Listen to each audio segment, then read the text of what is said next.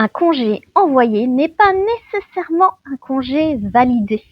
Je vous raconte cette semaine l'histoire d'un locataire qui souhaitait donner congé à son bailleur.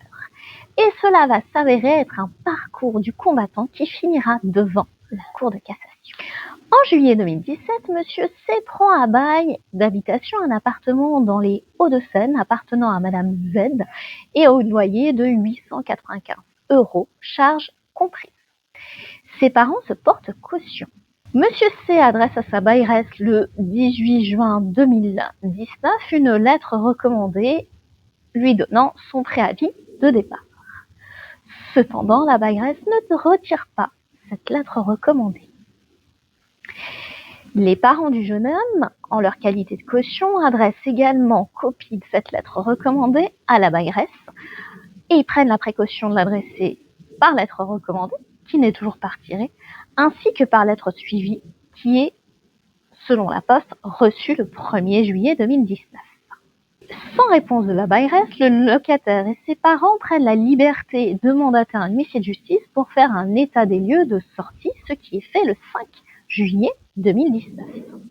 Cependant, le 26 décembre 2019, la bailleresse adresse au jeune homme et à ses parents une assignation afin de les voir condamnés à payer un solde d'arriérés de loyer, des charges locatives et des réparations locatives, ainsi que des dommages et intérêts tant qu'on y est. Évidemment, ceux-ci s'y opposent. Seule la question de la validité du congé donné par le locataire est intéressante ici, puisque la question des charges locatives et des réparations locatives est résolue de manière extrêmement classique. S'agissant en effet du congé, la bailleresse indique que le loyer était dû jusqu'au 27 septembre 2019, soit un mois après qu'elle ait enfin pris connaissance du congé donné par son locataire. Le jeune homme et ses parents concluent au contraire que le délai de préavis devait courir au plus tard à compter du 1er juillet 2019, date de réception du courrier des parents à la bailleresse.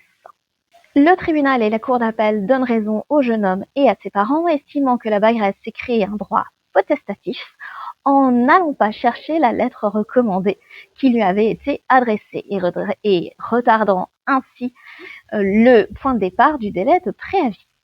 Il retenait qu'ainsi qu'il résultait du justificatif de la Poste que la bailleresse avait reçu effectivement le courrier valant congé le 1er juillet 2019 et fixait donc le point de départ du délai de préavis à cette date. Et il condamne la bailleresse à verser 2 000 € de dommages et intérêts au jeune homme et à ses parents.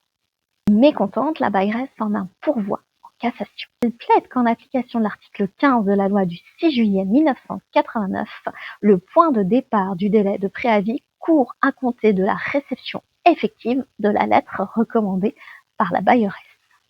À votre avis, a-t-elle obtenu gain de cause? La réponse est oui. Dans cet arrêt du 7 mai 2025, la Cour de cassation rappelle les règles posées par cet article 15.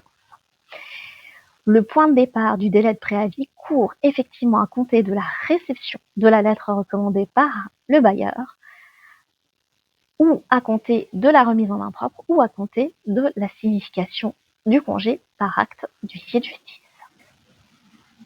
Dans ces conditions, le point de départ du délai de préavis était celui auquel le bailleur indiquait avoir effectivement reçu la demande de congé, soit le 27 août 2019. Un conseil, si vous décidez de donner congé de votre appartement à usage d'habitation et que vous le faites par lettre recommandée, si quelques jours plus tard, le bailleur n'a toujours pas retiré sa lettre recommandée, il est important de procéder par acte de commissaire de justice. En effet, cet acte de commissaire de justice fera courir le point de départ du délai de préavis à partir du moment où il aura été effectivement signifié au bailleur. Si cette vidéo vous a plu, je vous invite à la commenter, à la liker ou à la partager. Vous pouvez naturellement vous abonner pour suivre toutes mes vidéos. Quant à moi, je vous dis à la semaine prochaine pour une toute autre thématique.